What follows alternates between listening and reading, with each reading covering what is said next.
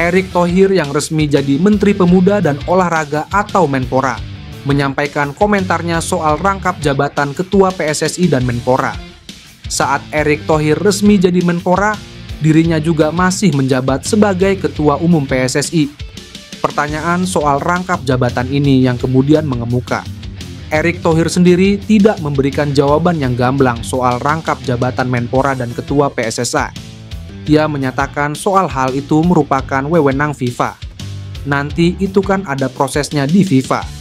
FIFA sebagai badan olahraga sepak bola tertinggi di dunia, itu nanti mereka yang menentukan, ucap Erick Thohir. Saat ditanya lebih lanjut soal pandangan pribadi, Erick Thohir mengembalikan jawaban ke wewenang FIFA.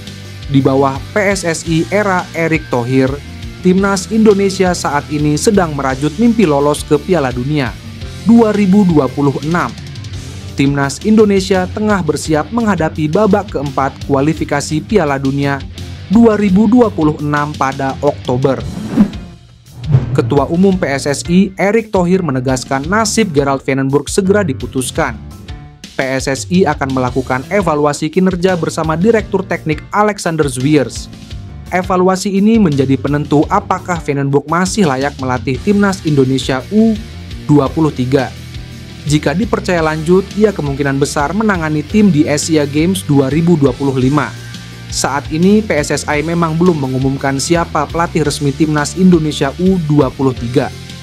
Kami akan review dengan Technical Director 1-2. Hari ini kita akan review beberapa kandidat, kata Erick Thohir. Erick Thohir menegaskan pecinta sepak bola harus bersabar menunggu keputusan resmi. Ia menjelaskan proses evaluasi dilakukan demi sistem pembinaan berkelanjutan. Ia memastikan evaluasi ini bukan hanya soal hasil jangka pendek, namun juga menyangkut kesinambungan program pembinaan pemain muda Indonesia. Gerald Vandenburg menghadapi tekanan besar usai gagal di kualifikasi Piala Asia U23. Timnas Indonesia U23 gagal mengulang prestasi era Shin Tae-yong. Asia Games 2025 disebut jadi ajang pembuktian bagi Timnas Indonesia U23.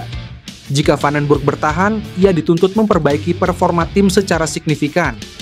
PSSI ingin memastikan pelatih mampu membawa prestasi sekaligus membina pemain muda. Erick Thohir berharap publik memberi ruang bagi proses pembenahan timnas. Keputusan final PSSI diharapkan segera memberi kepastian arah tim ke depan. Timnas Indonesia tampaknya mendapatkan keuntungan menjelang kualifikasi Piala Dunia 2026 karena para pemain yang bisa dinaturalisasi termasuk Pascal Struijk kini dapat kabar baik. Skuad Garuda sedang bersiap untuk menghadapi dua lawan sulit di putaran keempat kualifikasi Piala Dunia 2026, yaitu Irak dan Arab Saudi. Dua laga selama total 180 menit kontra Irak dan Arab Saudi akan menentukan langkah Timnas Indonesia ke putaran final Piala Dunia 2026. Menjelang dua laga tersebut, kabar baik datang dari Erick Thohir yang dilantik sebagai Menteri Pemuda dan Olahraga pada Rabu ini. Penunjukan Erick sebagai Menpora bisa memberi dampak kepada Timnas Indonesia karena selama ini proses naturalisasi melewati Kemenpora.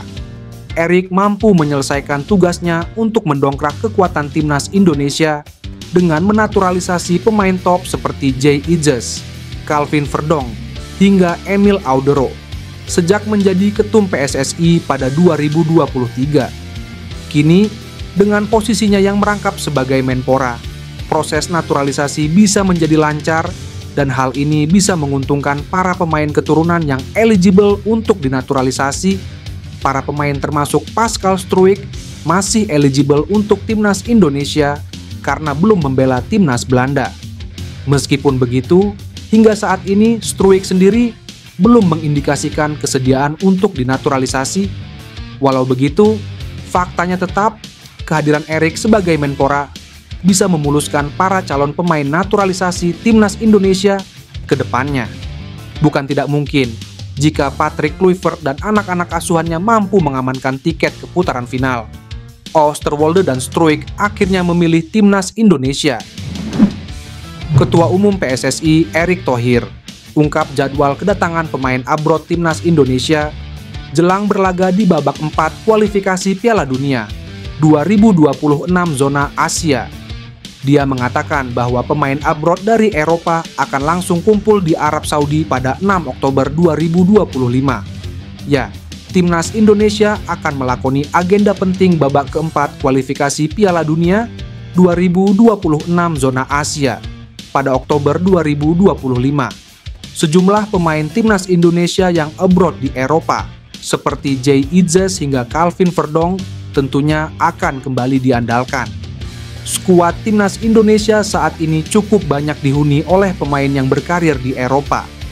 Erik menyampaikan, mayoritas pemain Timnas Indonesia yang berkarir di Eropa akan tiba di Arab Saudi pada 6 Oktober 2025. Waktu persiapan mereka pun cukup mepet jelang babak keempat kualifikasi Piala Dunia 2026 zona Asia 2026. Banyak pemain juga yang baru bisa mendarat yang main di Eropa itu tanggal 6 Oktober, 7 Oktober latihan, ucap Erik. Sebagaimana diketahui, perjuangan Timnas Indonesia di babak keempat tidak mudah.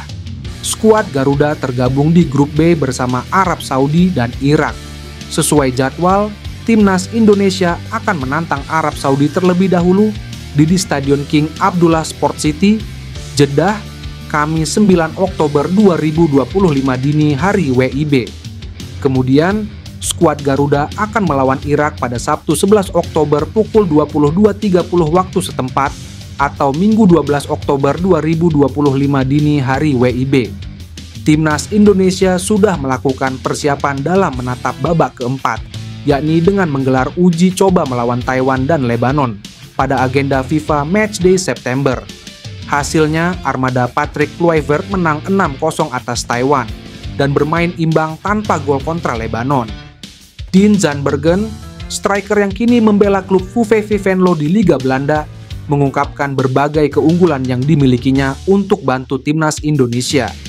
Dalam wawancara terbaru di YouTube Yusa Nugraha, Zandbergen yang memiliki keturunan Indonesia dari jalur neneknya yang berasal dari Depok, Jawa Barat, mengungkapkan minatnya untuk membela Timnas Indonesia. Zandbergen, yang memiliki tinggi badan 188 cm, merasa keunggulannya sebagai pemain terletak pada kemampuannya duel di udara. Saya cukup tinggi sehingga bagus di udara. Tinggi saya 188 cm. Saya juga cukup cepat dalam jarak jauh meski di beberapa meter pertama tidak begitu cepat, ujar Zandbergen. Selain itu, pemain berusia 23 tahun ini juga mengaku memiliki ketajaman di depan gawang dan kemampuan visi bermain yang baik. Meskipun memiliki banyak kelebihan, Zandbergen sadar masih ada beberapa aspek dalam permainannya yang perlu diperbaiki. Ia menyebutkan bahwa latihan privat menjadi bagian penting dari proses perbaikan diri, terutama dalam hal sentuhan pertama dan pengambilan keputusan. Zandbergen juga mengklaim bahwa staf Timnas Indonesia sudah menghubunginya terkait proses naturalisasi. PSSI dikabarkan tengah membidik Thijs Dallinga, striker muda Bolonya yang kini merumput di Serie A Italia, sebagai opsi pengganti Ole Romeni yang mengalami cedera serius. Nama Dallinga mencuat karena disebut memiliki darah keturunan Indonesia dan masuk dalam kategori pemain grade A yang dicari federasi. Ole Romeni mengalami cedera pergelangan kaki saat membela Oxford United di ajang Piala Presiden 2025. Akibatnya, Romeni diperkirakan absen dalam FIFA Matchday di mana Timnas Indonesia dijadwalkan melawan Arab Saudi dan Irak dalam lanjutan kualifikasi Piala Dunia 2026 zona Asia. Manajer Timnas Indonesia, Sumarji, memastikan PSSI terus mencari pengganti yang sepadan. Fokus utama federasi saat ini adalah mendapatkan pemain keturunan dengan kualitas grade A. Thijs Dallinga disebut masuk dalam radar karena performanya yang konsisten di level klub Eropa. Lahir di Groningen, Belanda pada 3 Agustus 2000, Dallinga memiliki tinggi badan 190 cm dan berposisi sebagai striker. Rumor keturunan Indonesia dari Tanjung Priok membuat Dallinga semakin menarik perhatian publik. Di media sosial, warganet ramai-ramai meminta PSSI untuk segera mengambil langkah konkret. Jika rumor ini benar dan proses berjalan mulus, Dallinga bisa menjadi tambahan signifikan di lini depan Timnas Indonesia. Pengalamannya di pentas Eropa bisa membawa Garuda tampil lebih tajam dan kompetitif menghadapi lawan-lawan berat di ronde keempat kualifikasi Piala Dunia 2026.